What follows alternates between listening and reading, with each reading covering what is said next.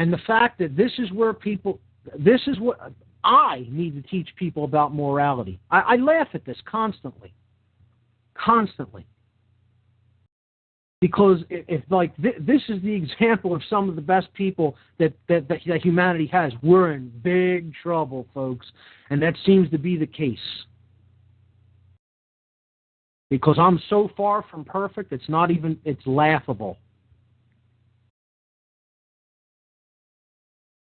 But at least I have the courage to come out and say what's real and what's true and what's really going on with the sorcerers of this world, the occultists of this world that own people because they've given their minds away to them.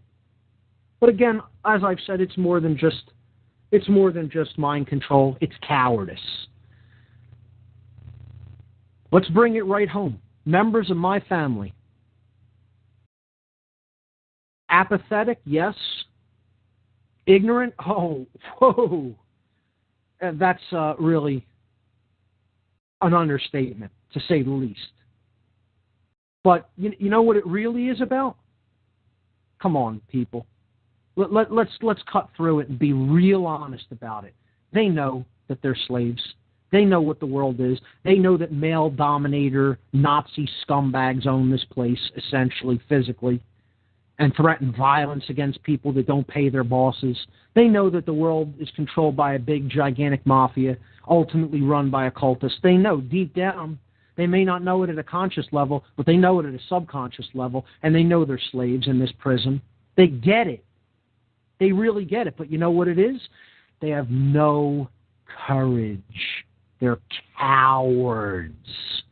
And you know what? That's the lowest form of life there is.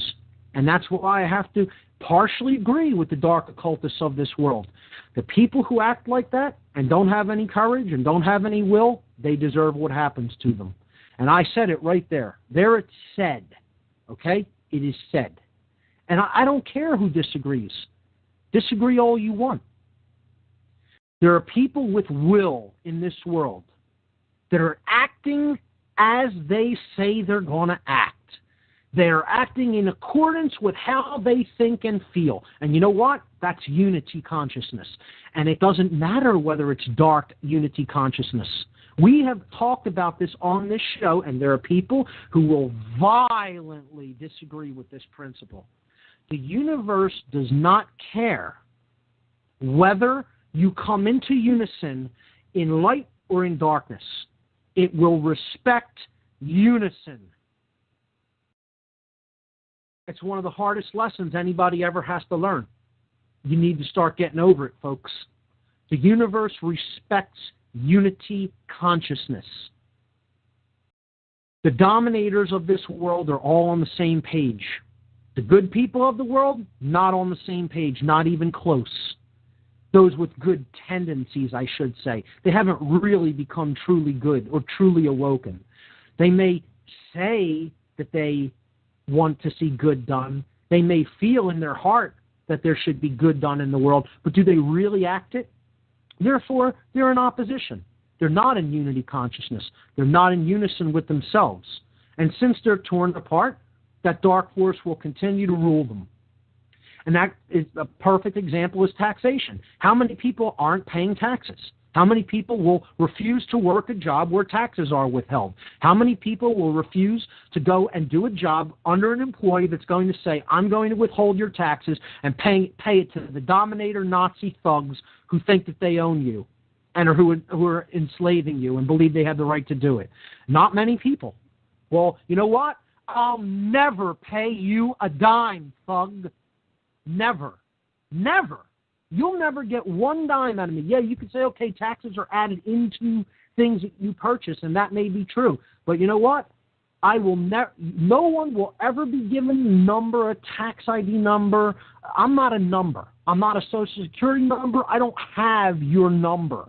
Okay? You don't have my number. Okay? Because I'm out of your mind control garbage, crap, sewage. Okay?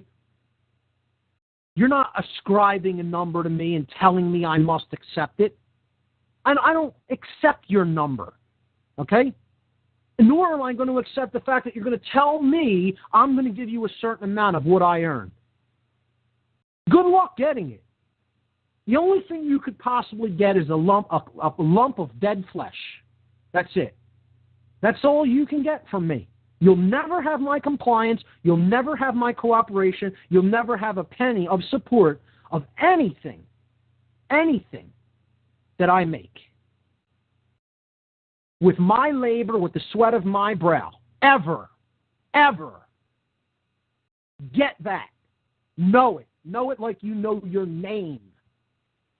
Know it like you know your name. And yeah, there's anger here, folks. Yes. And it's justifiable anger. Truly justifiable anger. Not false justifications.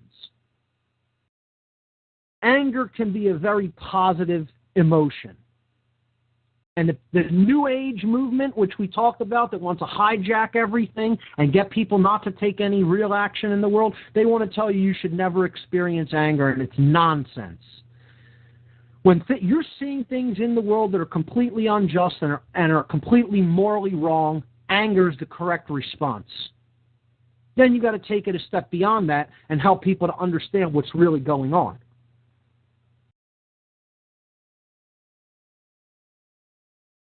By studying it yourself to a point where you can convey it to the ignorant. And anybody that thinks taxation is not robbery, is not theft at the point of a gun, I don't know what to tell you. I don't know what to tell you. You dwell in darkness. You don't understand right from wrong. That's all I can tell you. There's really no other way of putting it. If you don't understand that telling somebody else, I'm going to take this much, and I don't care what it's for, okay? You can say, oh, it does things for people. Okay, wonderful. If it's voluntary, go for it. But once you introduce coercion at the threat of violence, that's morally wrong. The end. And I don't care what you're doing it for. I don't care if it's the most altruistic reason on the face of the earth. See, what natural law, to understand natural law, what you need to do, and I've said this before, you need to understand the world as if it's only you and another person. Imagine if there's only you and one other person in the world. Would you have the right to say, look, you're over there, you live in that area, I'm over here, I live in that area, okay, and I got sick, I have an infection in my leg, I can't forage for food, okay, but I can still throw this spear, okay, and if you don't come and bring me food, I'm going to hobble over or crawl over to where you're at, and I'm going to put this spear through your heart if you don't give me half of what you have. Do you have the right under natural law to do that? You don't. You can ask someone to give of their own free will and their own accord, voluntarily, what they may have. But once you coerce it through the threat of violence, and see, this implies the knowledge of what violence is. People think that force and violence are the same thing, and this is another distinction I've made continuously on this show and will continue to make, because it's unclear in a lot of people's minds. Violence is the initiation of force that you don't have the right to take. So if I walk out onto the street, wait for the first person to come down my block, and smash their face in with a crowbar, that's violence. I don't have the right to take that action. However, if I walk out on the street and someone pulls a weapon and says, give me your wallet, I have every right to hit him in the face with a crowbar.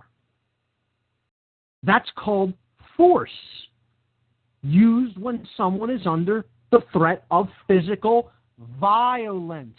So what is the distinction between the two? To anybody with a minimal amount of brain cells to rub together that's left in the world, the difference between the two is the initiation of the force and whether it was allowed to be taken under natural law. When someone initiates force by pulling out a weapon and saying, give me your wallet, they don't have the natural law right to take that. And therefore, they nullify their natural law right to be safe from force being used to thwart their attack of violence, the initiation of undue force. But that person who defends himself has every right to do so. And this is what the dominators, this is what the military, this is what the police want people to believe you don't have the right to take. When your rights are being violated, when you're being robbed, they want you to believe you must sit back and take it, because to stop somebody from physically violating your rights or forcibly confiscating something that belongs to you, you have no right to thwart that attack with force. And you know what? This is another thing the New Age movement wants you to believe in too. And you have every right to thwart that violence. Let's be real clear. That's what it is. That's what taxation is. It's violence. You need it said louder and clearer? I can do that. I have a real big mouth, a real powerful voice. It's violence. That's what it is. And if you don't think it is, you're wrong. The end. The end. I honestly really don't even care what you think about it. Because it is a specific thing, and if you don't understand that it is that thing, you're just wrong. That's all. I'm saying that openly, and whoever gets offended by that, I don't care. Because the truth is the truth. You don't want to accept the truth, you don't want to understand the truth, that's on you. You're going to be held accountable for how you behave in that instance and in those circumstances. And quite frankly, I've said this before on the show, I'm done with the tact. I don't want to have any tact. I'm through trying to get through to people by baby spoon feeding them. There ain't no time for that, folks. You don't understand you live in a police state. I don't know what to tell you. If you don't understand that you're under, essentially, the nation is under mind control akin to Nazi Germany. If you can't recognize that at this point, I don't know what to tell you. The reason people don't come out of it isn't because they don't really understand it from an intuitive level. It's because they're cowards. And that's what happened in Nazi Germany, folks. The people who refused to say no were cowards. That's why that happened. That's why Stalinist Russia happened. That's why every dictatorial regime happens and populations get culled, because their populations became cowards at some point. And look, that's what happens. Coward begins with the word cow, and cows get led to the slaughter. And here's the tagline for the show, folks. Get as offended about it as you like. Get as offended about it as you like. This show is about hardcore, uncomfortable truths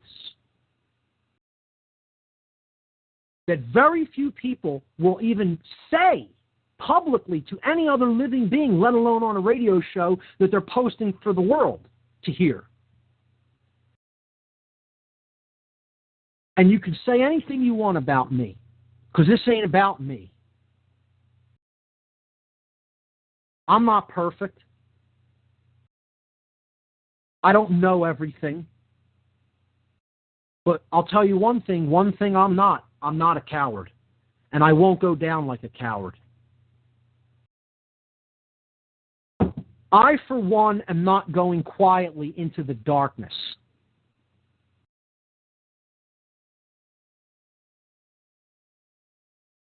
Caller from California, you're on What on Earth is Happening. Hey, Mark, it's not actually California, it's Kevin once again. Kev, what's up, man? I don't know why that keeps coming up, California. I guess, like you said, it's the routing, but that's fine. Yeah. Kevin from Philadelphia, what's up, my friend?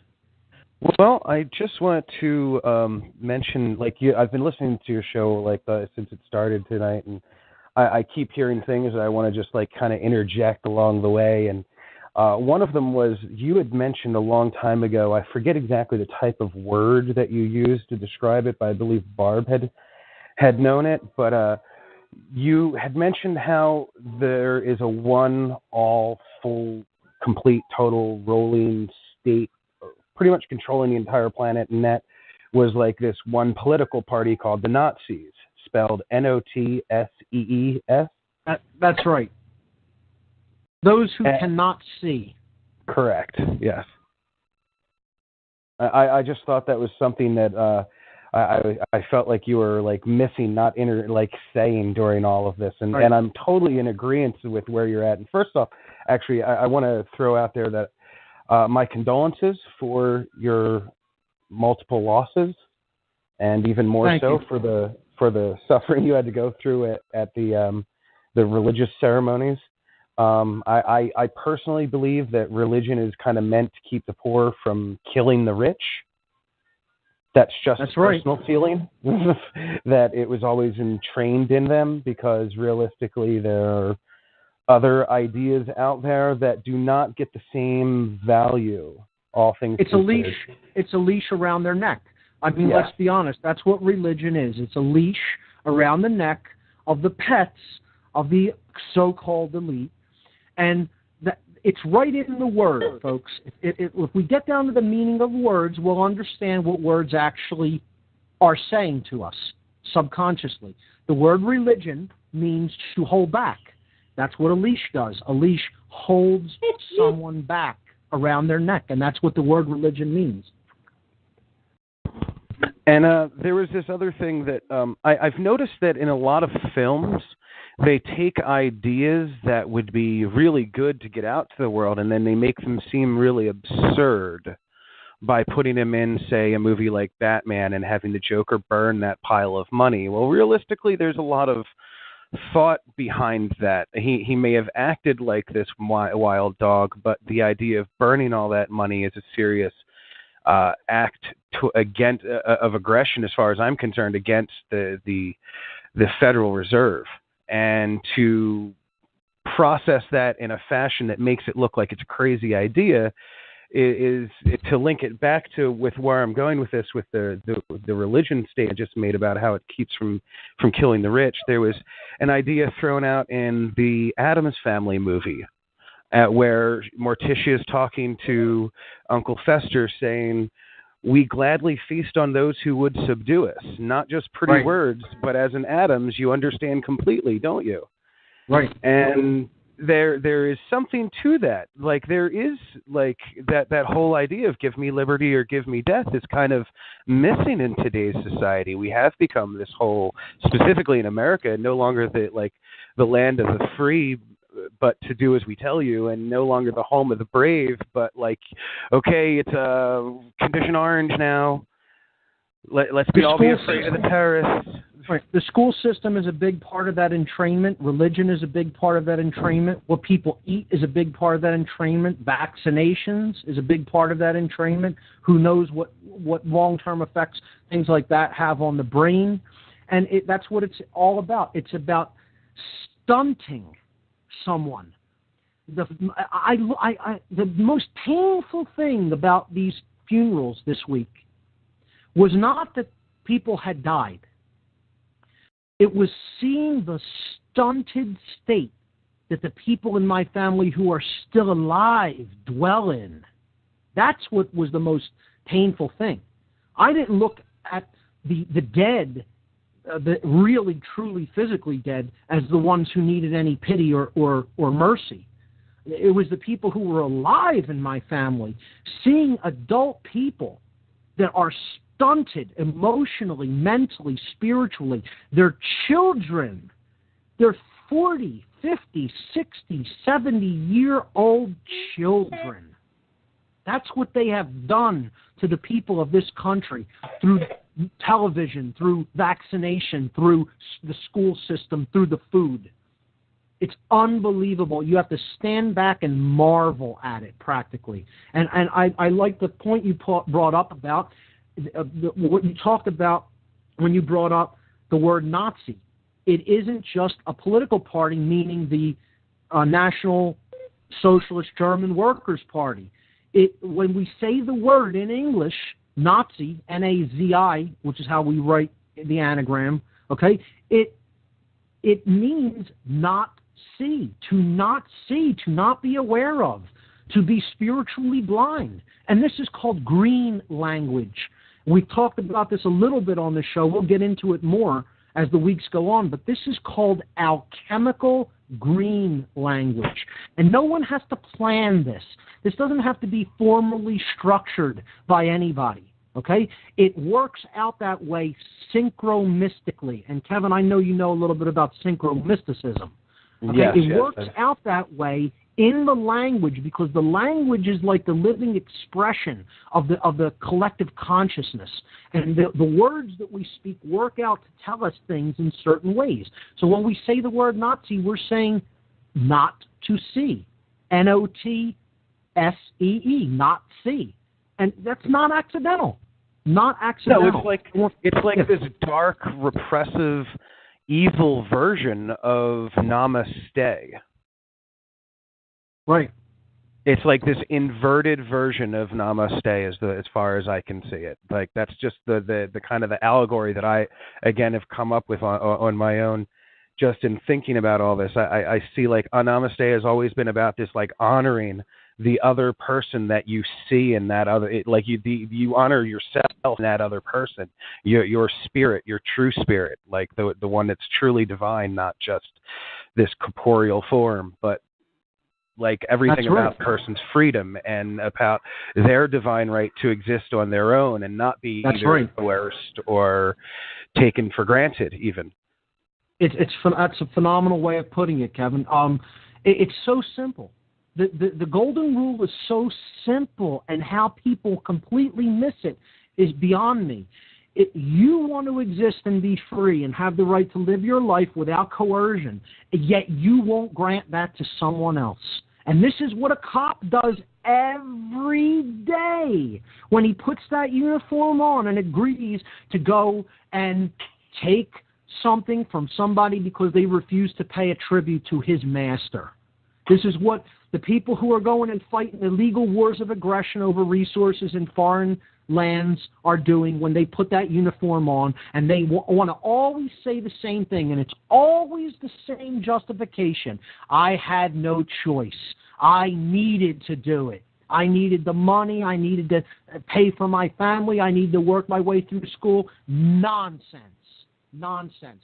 You can't be made to do anything that you truly don't want to do somewhere deep down in your heart, in your soul, in your spirit. That blackness has to exist somewhere in there for you to be so-called compelled to do it, because no one's really compelling you. You have total control over your own thoughts, your own emotions, and your own actions at all time. And anybody that says otherwise is lying. They're lying, and they're a coward. They're lying because they do not want to do that. Nobody is making your muscles contract and hit somebody in the head. Nobody is making your hand squeeze the trigger. You are making the choice to do that. And this is what people don't want. They don't want the responsibility brought firmly home where it belongs upon the individual. That individual is exactly to the self. If the actual person doesn't confront the darkness within them, they are going to be forever subject to it. That's right. And apparently, these people love it. I don't know. I just get the sense that people love this. They love the state of this world. They love dwelling in the ignorance that they dwell in. I mean, they have no desire to crawl up out of this morass of consciousness that dwells all around them. They seemingly have no desire to better themselves in any way. At least people around me don't. I don't know what Derek it's like. Jensen calls it. Derek Jensen calls it the exploiter dominator culture. Right. And essentially, like they are all exactly. It's like Stockholm. Exactly. They're in, and even people that are at the bottom of this exploiter dominator culture that are being exploited, they don't realize, they don't understand that instead of gunning for a balanced, fair society and working towards that, they instead just want to climb the ladder so that they can then become the oppressors of others. It's so Right. sad. They want to play the same game that has them enslaved, thinking that they're going to come out on top of it as the winner, not understanding, as was put forth in the Divine Comedy by Dante, Satan himself is encased in ice at the center of hell. That even the dominator at the top of the food chain, so to speak, is also tormented and is also kept back from what he wants the most. He loves the heat. He puts everybody in that, yet he's encased in a block of ice. It's the big joke on everybody. Even at the top, you're still enslaved, because the force is what is enslaving people. It is not anything there is no highest level of it in the physical domain. The highest level of it in the physical domain is still enslaved by the force of fear and negativity. And they don't understand that. Yet they want to aspire to be like Big Daddy. They want to aspire to be like the father who beats the mother, because they look at that as the stronger position of the two. It's so loathsome. It's so loathsome. And it only happens with people that really refuse to look at themselves, refuse to understand anything about the self, refuse to delve down into the matters of spirit. They don't want to understand anything about anything higher than the lowly physical domain, because that's their God. They worship Mammon. They worship the only God of this world, and that's that dollar bill. That's it. I've said it many times, that name is extremely important when you study all the mythological cultures of the ancient world. Bill, Bel, Baal, the bull, that's the dark, evil god of the world. It's all based upon that name, and they name the dollar bill after it. And, they name big secret societies after it, like the Bilderberg Group. The highest satanic holiday is called Beltane. It goes on and on. We'll get into some of the symbolism when we talk about the occult in coming weeks. In a few weeks' time, I'll be breaking out a lot of information about occult traditions. And we'll be getting into symbolism and analyzing symbolism in meticulous detail. Because to understand some of the events of the world, we have to understand symbolism as well. And green language is a big part of that. So I thank you for bringing that up to the listeners' attention. The whole green language of Nazi, N-A-Z-I, and Nazi, N-O-T-S-E-E, not to not see. Kev, it's always a pleasure to talk to you, man. And keep up the great work, because somebody needs to say this to people. And Gautier said boldness has genius, power, and magic in it. So don't let those guys get you down. Really, keep up what you're doing. You're an agent of evolution. Keep up the good work, please. Kev, thank you so much, man. I appreciate it. You have a good night, man. You too. All right. So it is difficult, and it is maddening sometimes. And, I can tend to get a little bit emotional and let that out. I kind of vowed I wasn't going to get so crazy that I'd be sounding like Alex Jones on this show. Not that I don't like Alex. I think what he's doing is important too. But,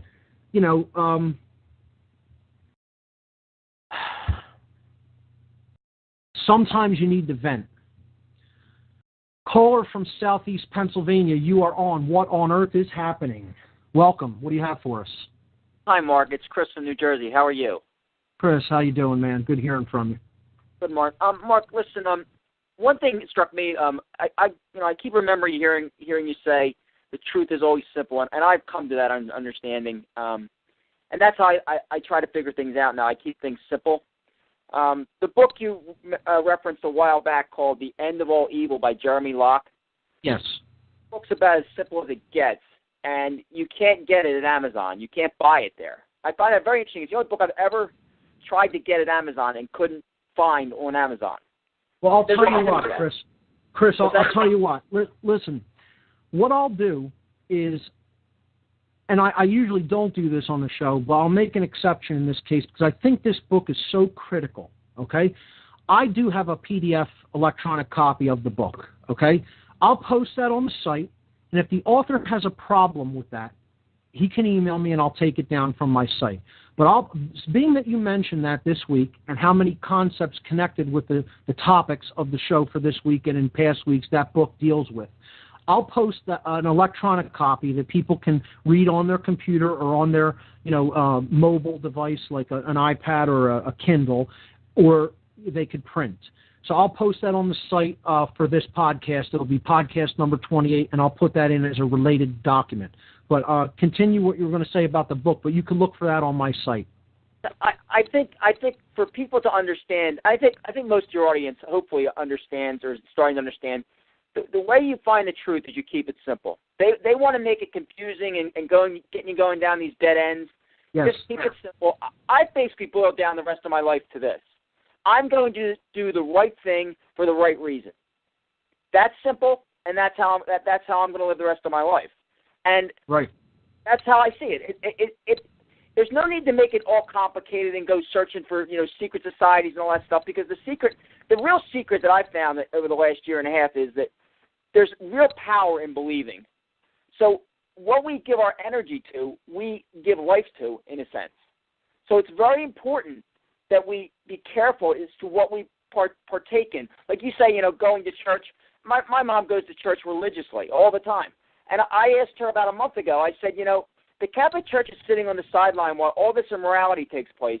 And the reason you get, if you ask the priest, is, well, we'll lose our 501c tax exemption, tax status, and we'll have to pay taxes. I said to my mom, I said, look, this is a woman who's gone to church for as long as I've been alive. I said to her, well, is that what Jesus would say? Would Jesus say to whoever, Pontius Pilate, whoever it was, well, we're gonna do it your way because we don't want to lose our tax status? And right at that moment, it's crystal clear that it's all a fraud, and yet my mom doesn't really recognize that. I think she comes to that, the thinking, well, little old me, there's nothing I can do about it. Well, we have to stop that, because if a whole bunch of us, make the decision to make a stand, we'll change the world. But if none of us do, we're going to do exactly what happened to Germany. We're going to sit there and watch the atrocities happen. And, once one atrocity happens, it makes the next one more likely, because, one coward begets another coward. Before you know it, humanity is suffering on, an unbelievable scale. Understanding the difference between right and wrong, and then living that way.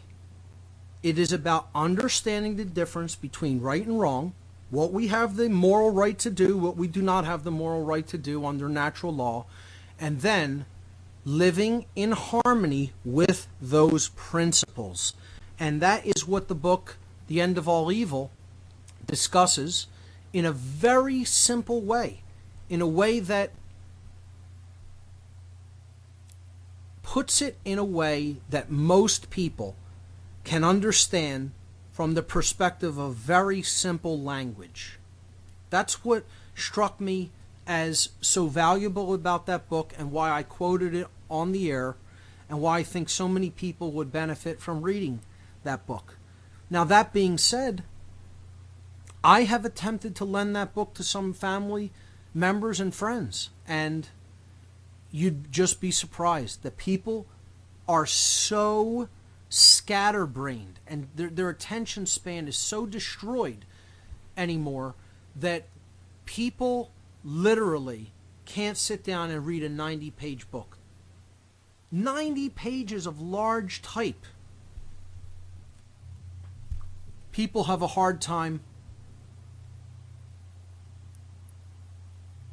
sitting down even for a few hours, quieting their minds and taking in a little bit of information. You could read a 90-page book printed in fairly large type in a few hours, even if you're a slow reader.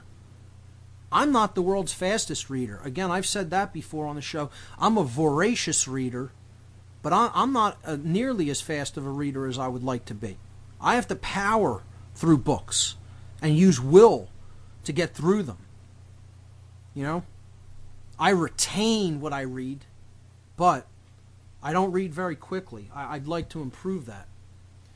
But even for a slow reader, you could read a 90-page book in a few hours. Caller from Southwest Ohio, you are on. What on earth is happening?